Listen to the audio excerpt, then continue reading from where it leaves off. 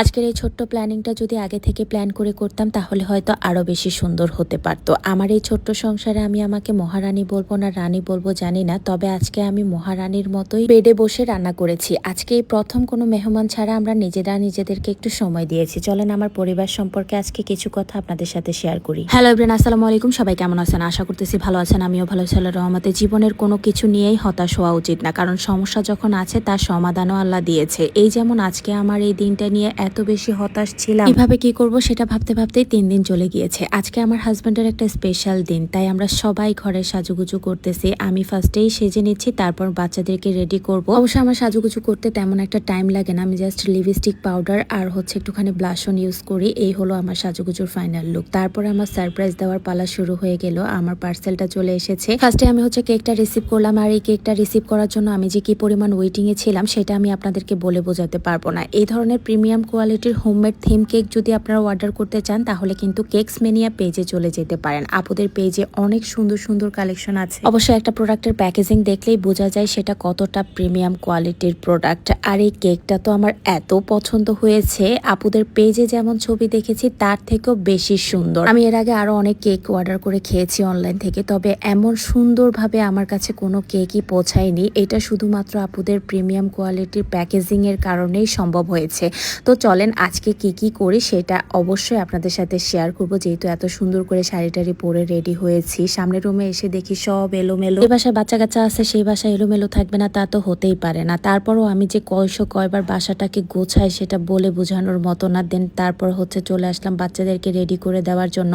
আর আমার 2 টুনটুনি পাখিকে দেখেন, মাশাআল্লাহ তারা অনেক বড় হয়ে গিয়েছে। তাদের এই ড্রেসগুলো একদম ফুলফিল ছিল, কিন্তু এখন দুইজনেরই ছোট হয়ে গেছে। অনেক দিন পর এই ড্রেসগুলো পরিয়েছিলাম। সোনারার 1 বছর জন্মদিন যখন করেছিলাম তখন দুইজনের জন্য এই ড্রেসগুলো কিনেছিলাম।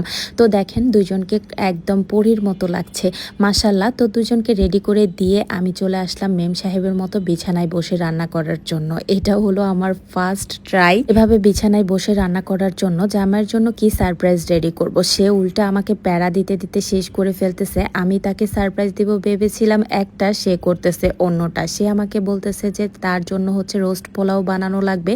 তো আমি তো এই শাড়ি পরে রান্নাঘরে কখনোই যাব না, কারণ এত গরম রান্নাঘরে আমি এটা পরে টিকতেই পারবো না। দেন বুদ্ধি করলাম যে এই পাতিলটা যেহেতু আছে তাই রুমে বসেই রান্না বান্না শুরু করে দিলাম। ফার্স্ট আমি পোলাওটা রান্না করে নিলাম, তারপর মুরগিটা একটু ভাজি করে নিলাম। দেন রোস্টের মশলা কষিয়ে এখন মুরগিটা দিয়ে দিলাম। আর যেহেতু জামাই আদর করব আজকে, তাই জামাইয়ের জন্য পুরা একটা রোস্ট বানিয়ে ফেলেছি, মানে মুরগি দিয়ে। তো এখানে রোস্টটা বানানো শেষ। দেন টিকিয়াগুলো ভাজতেছিলাম, আর এই টিকিয়াগুলো কিন্তু একদমই ফ্রোজেন করা ছিল, এখন জাস্ট বের করে ভাজি করে নিলাম। এই তো আমার জামাই ডালা সাজানো শেষ। কেমন হয়েছে অবশ্যই কিন্তু কমেন্ট করে জানাবেন। আমি লাইফে ফার্স্ট টাইম জামাই ডালা সাজালাম, যেহেতু জামাইকে সারপ্রাইজ দিব তাই ভাবলাম ভালো করেই দেই। আর এই কেকটা তো আছেই, কেকটা নিয়ে কিছু না বললেই নয়। এটা স্ট্রবেরি ফ্লেভারের একটা কেক। আপনারা চাইলে কিন্তু অন্যান্য ফ্লেভারও অর্ডার করতে পারেন আপুদের পেজে। সব ফ্লেভারের কেকই কিন্তু পাওয়া যায়। আমার বাচ্চারা যেহেতু স্ট্রবেরি ফ্লেভার অনেক পছন্দ করে তাই ওদের জন্যই বিশেষ করে স্ট্রবেরি ফ্লেভারটা দিলাম। আর দেখেন দুইজন মিলে মারামারি শুরু করে দিয়েছে। এইদিকে আজকের প্রোগ্রামটা সম্পর্কে তো বলাই হলো না। আজকের প্রোগ্রামটা শাওন সাহেবের নতুন একটা চাকরি অ্যাপ্লাই করেছে, সেটার জন্যই আমি তাকে একটা ছোট করে সারপ্রাইজ দিলাম। আর আমি হোমমেড কেক এত মজার আর কখনো খাইনি, এত মজা লাগতেছিল কেকটা। অর্ধেকটা তো আমিই শেষ করে ফেলেছি। দেন শাওন সাহেবকে পুরোটা এনে দিলাম, সেও খেলো। আর সবাই যেহেতু খেয়েছি, স্মোকি খাবে না তা তো হতেই পারে না। সামনের মাসের 10 তারিখে শাওন সাহেবের বার্থডে, তাই আমাকে আরো বড় করে একটা সারপ্রাইজ দিতে হবে। সেটা প্ল্যানিং এখন থেকে শুরু করতেছি। আর দেখেন এখন ঘরের কাজ করতে করতে আমার অবস্থা খারাপ হয়ে যাবে। আজকের মতো বিদায় নিচ্ছি, আল্লাহ হাফেজ।